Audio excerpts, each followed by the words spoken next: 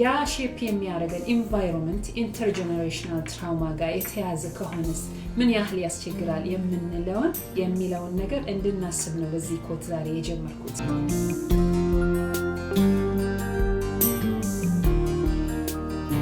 ትልቅ ህዝቦች ላይ አንድ ህዝብ ላይ ማለት አንድ አካል ላይ የሚደርሰው ጥቃት ይሆናል ይሄ ትራውማ።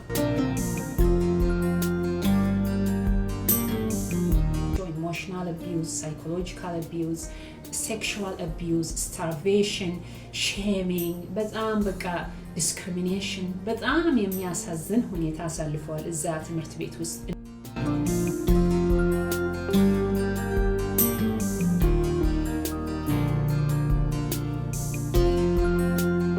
People of Gaza today, they're suffering more than 75 years in the name of, in the hands of these tyrants, right? So በጣም የሚያሳዝን ነገር ነው, right? እየተካሄደ ያለው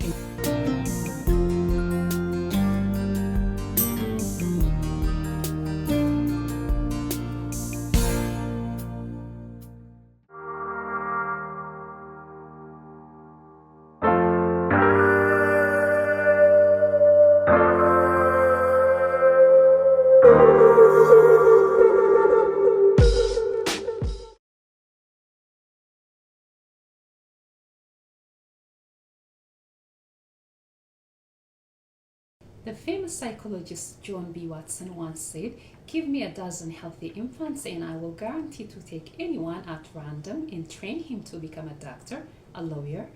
a merchant, an artist, or even a beggar or a thief." But we need to ask ourselves, what happens when the environment shaping those children carries intergenerational trauma? ጤና ይስጥልኝ ውድ ተመልካቾቼ እንደምን አላችሁ?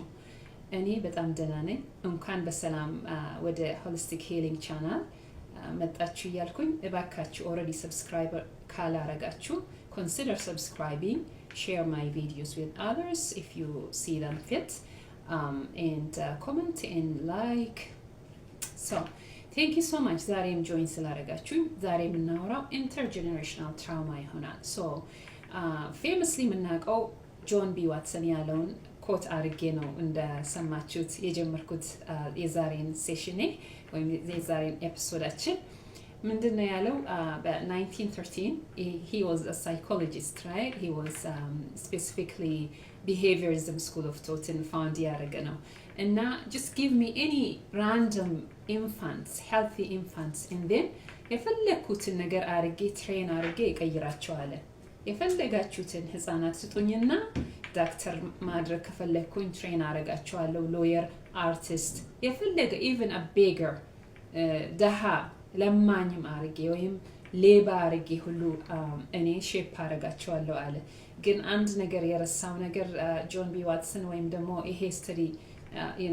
criticize የሆነውና ሊሚቴሽኑ ምንድነው? he heavily focused on only environment is very important። ግን የዛሬ ሳይኮሎጂስቶች ግን ኢንቫይሮንመንት እና ኔቸር እና ነርቸር ሁለቱም እንደሚያስፈልገን ነው የነገሩን። ኢንቫይሮንመንት ብቻውን አይደለም እኛን ሼፕ የሚያደርገን። ኦኬ ጄኔቲካችን ባዮሎጂካል እንትናችንም ሼፕ ያደርገናል። ሶ ኢንቫይሮንመንትም ትልቁ ነው። however ኢንቫይሮንመንት ብቻውን አይደለም ማለት ነው አንድን ሰው ሼፕ የሚያደርገው። ሶ ግን ያ ሼፕ የሚያደርገን ኢንቫይሮንመንት ኢንተርጀነሬሽናል ትራውማ ጋር የተያዘ ከሆነስ ምን ያህል ያስቸግራል የሚለውን ነገር እንድናስብ ነው በዚህ ኮት ዛሬ የጀመርኩት። ሶ ኢንተርጀነሬሽናል ትራውማ ምን ማለት ነው? just simplify ለማድረግ በኤቭሪዴይ ቋንቋ ለማውራት ያህል ሁለት አይነት አለን። አንዱ ኢንዲቪጁዋል የሆነ ነው ማለት አንድ ግለሰብ ላይ የሚደርስበት ትራውማ ማለት ነው። ሌላው ደግሞ ኮሌክቲቭሊ አንድ ሰዎች በኮሌክቲቭሊ በግሩፕ ደረጃ የሚደርስባቸው ኢንተርጀነሬሽናል ትራውማ ይኖራል ማለት ነው። ሶ የኢንዲቪጁዋልን መጀመሪያ ዲፋይን ስናደርገው አንድ ሰው አሁን ለምሳሌ ቤት ውስጥ አንድን ህፃን እናትና አባቱ ሲያሳድጉት ሜቢ አንድ ነገር ሲያጠፋ ሪዝኒንጉን ያንን ህፃን ለምን እንዳረገ ያንን ያረገውን ነገር ለምን ያንን ራውት ወስዶ ያበላሸውንም ነገር እንዳበላሸ ሳይጠይቁት ምንም ነገር ቻንስ ሳይሰጡት ራሱን ኤክስፕረስ ለማድረግ physically ዲሲፕሊን ሲያደርጉት physically ሲመቱት ያንን ልጅ every day ያንን ቁስል ይዞ ይሄዳል ማለት ነው። ያ ልጅ ሁሌም ራሱን በቃ ኤክስፕረስ የማድረግ እድል ስላላገኘ ያንኑ ቁስል ትራውማ ይዞ ይጓዝና አንድ ቀን ትልቅ ሰው ሲሆን ለልጁ ያንኑ ያስተላልፋል። ምክንያቱም he was not taught the other way around, right? so ይሄንን ይዞ ለልጁ ያስተላልፍለታል። ያ ልጁ ይሄንኑ የተማረውን ይዞ እስከ ልጅ ጋር ይደርስና ትውልዱን ሁሉ እንትን ያደርገዋል ይበክለዋል ማለት ነው። unless we break the chain, right? አንድ ሰው ያንን ቼን እስኪ ሰብረውና ኖ ይሄ መንገድ ትክክል አይደለም፣ ትክክል የሆነው መንገድ በጥሩ ሁኔታ ካላስተማርናቸው በስተቀር ልጆች እንደዚህ እናትና አባት ላይ ያዩትን ያንን ይዘው ነው የሚጓዙትና ጭንቅላታቸው ውስጥ የሚፈጥረው ትልቅ ጫናና ትልቅ ሳይኮሎጂካል ኢሞሽናል ፊዚካሊ ሀርት ይሆናሉ። ብዙ አይነት ትራውማ ይዘው ይጓዛሉ ማለት ነው። ከዚህም ሌላ ኤግዛምፕል ደግሞ ሜይቢ አንድ ሰው በጣም በሚወደው ሰው ሜይቢ እናቱ ትሆን ዘመዱ ይሁን ጓደኛው ይሁን ባለቤት ሚስት whatever በሚያምናቸው ሰዎች በጣም ሲጎዳና ያንን ቁስል ይዞ ይጓዝና ለጀነሬሽን እስከ ጀነሬሽን ሲያስተላልፍ ያንን ቁስል ማንም ሳያክመው ሲሄድ ያንኑ ቁስል ይዞ ለሌላውም ሲያስተላልፍ ያ ኢንተርጀነሬሽናል ትራውማ ሆኖ ሳይክሉን ይቀጥላል ማለት ነው። ኦኬ ሶ አሁን ደግሞ ኮሌክቲቭ ትራውማ የሚለውን ካየነው ደግሞ ትልቅ ህዝቦች ላይ አንድ ህዝብ ላይ ማለት አንድ አካል ላይ የሚደርሰው ጥቃት ይሆናል ይሄ ትራውማ። አሁን ለምሳሌ ያክል እዚህ በምንኖርበት ከተማ ካናዳ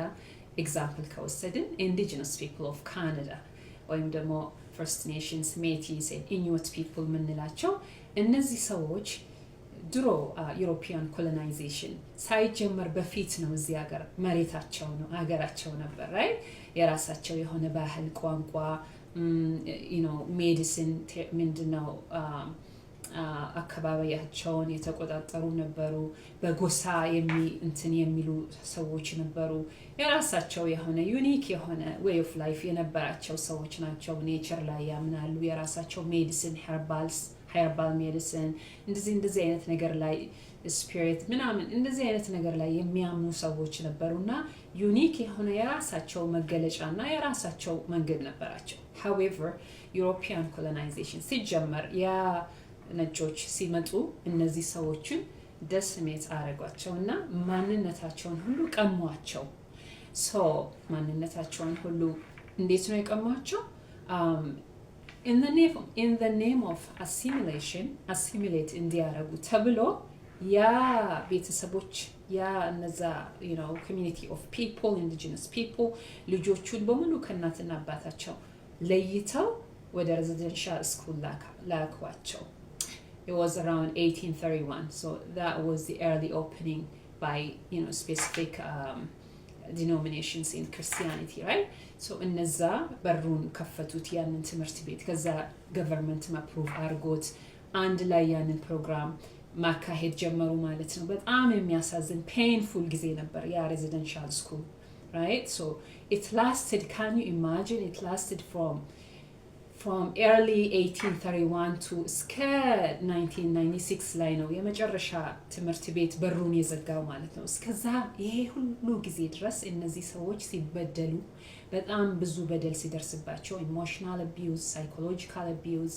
ሴክሹዋል አቢዩዝ፣ ስታርቬሽን፣ ሼሚንግ፣ በጣም በቃ ዲስክሪሚኔሽን፣ በጣም የሚያሳዝን ሁኔታ አሳልፈዋል። እዛ ትምህርት ቤት ውስጥ እናትና አባታቸውን እንዳያገኙ ተደርገዋል። ላንጉዌጃቸው ባንድ ሆነ። ሁሉ ነገር ካልቸራል ፕራክቲሳቸው ሁሉ ባንድ ሆነ። ይሄ ሁሉ in the name of assimilation አሲሚሌት እንዲያደርጉ ዌይ ኦፍ ላይፋቸውን አላማራቸውም። እንደኛ እንዲሆኑ ተብለው እንደዚህ አደረጓቸው ማለት ነው። በጣም የሚያሳዝን ነገር ነው። ያንን ፔይናቸውን እነዚህ ሰዎች ያንን ሰፈር ያደረጉትን ሆረር የሆነ ቤት ውስጥ እዛ ምን ያህል ጭንቅላታቸው ውስጥ ትራውማው እንደሚቀረስ መቼም አስቡት። ያንን ይዘው እስከዚህ ድረስ ተጉዘዋል። ቴክ አፍሪካን አሜሪካንስ ራይት ፍሪ የሆኑ ሰዎችን እዛ ሀገራቸው አፍሪካ እየሰሩ ተቀምተው ወደ የመጡበት ሀገር ሁሉ መተው እስከ more than 2 centuries right slave እንዲደረጉ ተደረገ just otherwise free የነበሩ ሰዎች ናቸው በቃ just አንዱ ብቻ ኃይል ስላለው ተነጥቀው ያንን ሁሉ ፍሪደማቸውን ተገደው ሁሉ ነገራቸው ተወርሶባቸው አምጥተዋቸው ስሌቭ አረጓቸው emancipation of slavery was not easy አንድ ሰው ፍሪደሙን ለማግኘት slavery time ላይ ያኔ ማለት ነው በጣም hard ነበር you have to go through a lot of complicated process ያኔ አንድ ሰው emancipate ከሆነና ፍሪደም ካገኘ በኋላ ራሱ በጣም ብዙ ነገር ነበር የሚገጥመው ከስሙ ጋር የማይፋቅ slavery ያ ገብርነት ተጽፎበት ነው የሚኖረው ያ ሰው ሼም ማድረግ እሱን ስቲግማታይዝ ማድረግ poverty ይሄን እነዚህ ሰዎች ብር የላቸውም ለራሳቸው ባንክ አካውንት የላቸውም ምንም ነገር የላቸውም ዌልዝ የላቸውም ላይቭሊሁድ የላቸውም ሁሉ ነገር ራሳቸው ራሱ የሰው ነበሩ ገምቱት right so ፍሪደማቸውን ደግሞ ማግኘት በጣም ከባድ የሚሆነው የሰው ልጅ መቼም በጣም ውድ እቃ ስለሆነ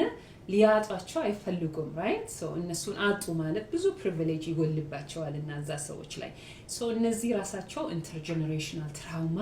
ይዘው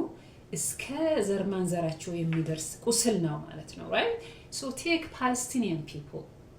of Gaza today they're suffering more than 75 years in the name of in the hands of these tyrants right so በጣም የሚያሳዝን ነገር ነው right እየተካሄደ ያለው intergenerational trauma ይፈጥራል እነዚህ አሁን ህፃናት collective punishment ህፃናትን ሲያገኛቸው ምን ያህል painful እንደሆነ ማንንም ሰው ይሄን ሊክድ የሚችለው ነገር አይደለም ጥሩ ልብ ያለው ሰው ይሄንን አይከዳም right so እነዚህ ትንንሽ ልጆች ትንንሽ ህፃናት እግራቸው የተቆረጠ እጃቸው የተቆረጠ አይናቸው የጠፋ እናትና አባታቸውን ያጡ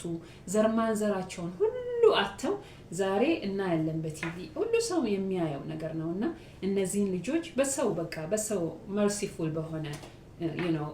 ሰዎች የሚኖሩ ናቸው አሁን የሚበሉት እንኳን የላቸውም ሼልተር የላቸውም ላያቸው ላይ በዛ ላይ አምፒቲና አምፒቴትድ የሆነ አካል ሁሉ እናያለን right so that is very severe የሆነ ትራውማ ይዘው የሚጓዙ ይሆናሉ እነዚህ ሰዎች ማለት ነው ታዲያ እንዴት ነው ሂሊንግ የሚያገኙት እነዚህ ሰዎች እንዴት ነው የሚያገኙት ብለን ስንጠይቅ መጀመሪያ ሂሊንጉ ሰው ሲያቀላቸው ነው right ኮሌክቲቭ ትራውማ ላይ ነው አሁን ያለሁት አሁን ለምሳሌ እዚህ ሀገር ካናዳ ውስጥ እንዳልኩት እነዚህ ኢንዲጂነስ ፒፕል እንዴት ነው ሂል የሚያደርጉት ይሄ ሁሉ ቁስል ዘርማንዘራቸው ይዘው ተጉዘው እንዴት ሊድኑ ይችላሉ ካለ ያው Canadian government እንደምናውቀው Truth and Reconciliation Commission of Canada right ያቋቋሙ አንድ ባዲ አለ እነሱን ሰርቫይቨሮችን አናግሮ ኤክስፒሪየንሳቸውን እንዲመዘግብ ህብረተሰቡን ሁሉ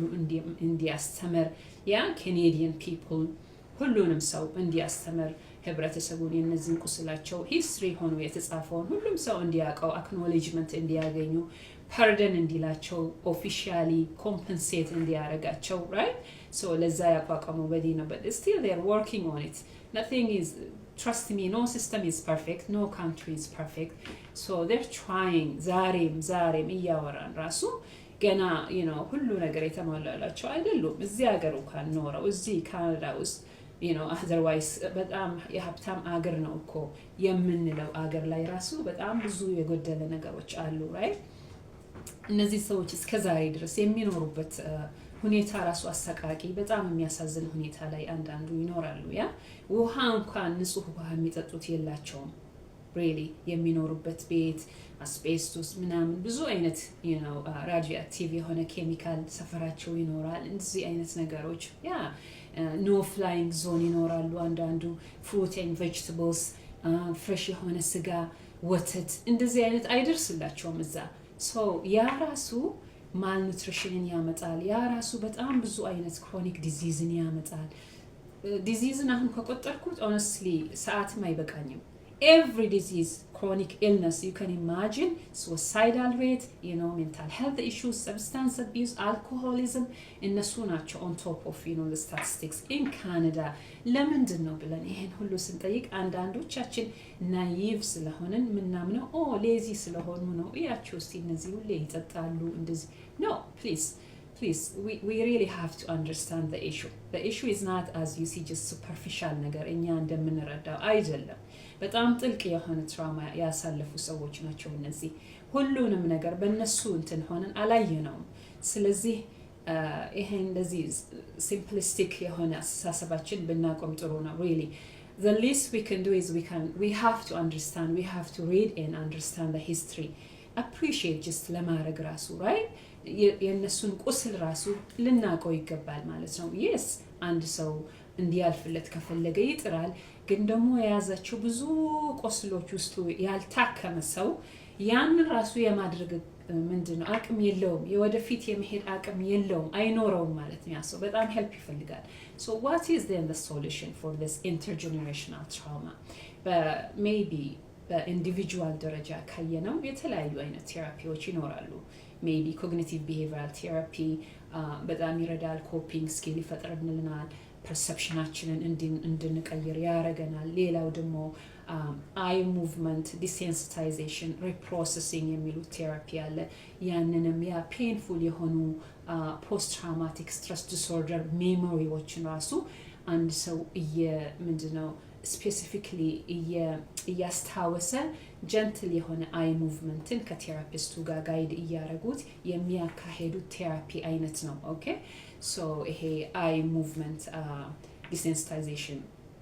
reprocessing የምንለውን ቴራፒ if you are interested you can read more about it so እነዚህ አይነት ለኢንዲቪጁዋል ለሆነ ሰዎች ይጠቅማቸዋል and maybe they can combine it with psychotherapy ሌላ አይነት ቴራፒዎችም however the collective intergenerational trauma እንትን ላረጉ ሰዎች ደግሞ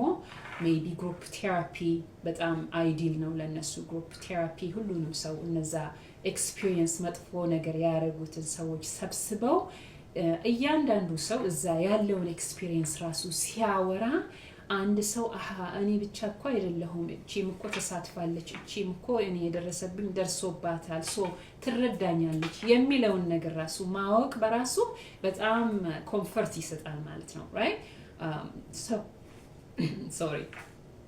so ያንን ግሩፕ ቴራፒ ማድረግ ራሱ እንትን ይፈጥራል ጓደኝነት ይፈጥራል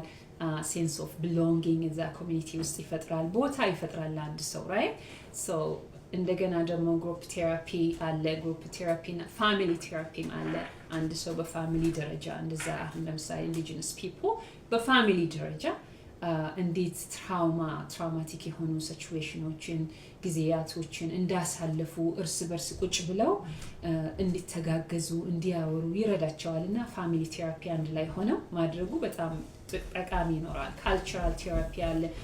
ሌላ ደግሞ ካልቸራቸውን ሰው አክኖሌጅ እንዲያረግላቸው ኮሚኒቲ ሁሉ እንዲማርላቸው ይፈልጋሉ እንዲያቀላቸው ምን አይነት ዩኒክ እና ለነሱ ቫልዩ እንዳለው እንዲረዳላቸው ይፈልጋሉ ከሁሉም ደግሞ የበለጠ መንግስት ለነሱ እውቅና ሲሰጣቸው ነው ፓርደን ምንድነው ይቅርታ ሲጠይቃቸው ኮምፐንሴት ሲያረጋቸው right ላጡት ነገር ሁሉ ሄልዝ ኬር ሲስተማቸውን ሲያስተካክል ጤንነታቸውን ለጤንነታቸው ኑትሪሽስ የሆነ ምግቦችን ለህፃናት ለልጆቻቸው እንዴት ማቅረብ እንዳለባቸው ትምህርት ሲሰጣቸው ቁስላቸውን ሁሉ በዛ መንገድ ሲያክምላቸው እነዚህ ሰዎች ወደ ሂል ለማድረግ እንትን ይላሉ ማለት ነው አንድ ኬዝ እዚህ ጋር ሳል ጠቅሰው ማልፈው ምንድነው in 2008 የሆነ ብራያን ሰንክሌር የሚሉት አንድ ግለሰብ ዊኒፔግ ማኒቶባ ላይ he's from First Nations I believe just don't quote me but maybe he could be in Métis or Inuit but he's indigenous man okay so ምን ያረጋል just UTI ይዞት emergency room ይሄድና you believe it or not he stayed in emergency room for 34 hours more than 24 hours okay nearly 48 hours 34 hours ማንም ሰው ቼክ ሳያረገው properly እንኳን registered አልሆነም he was double amputee so wheelchair ውስጥ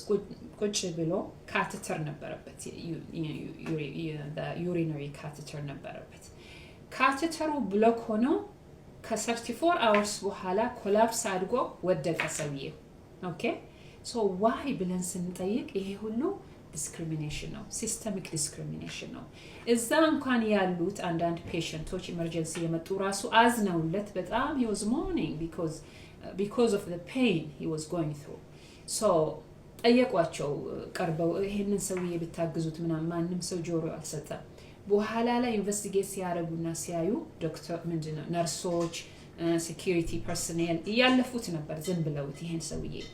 ሶ በኋላ ላይ ይሄ ኬዝ ተመርምሮ ምን ብሎ በሱ የመጣ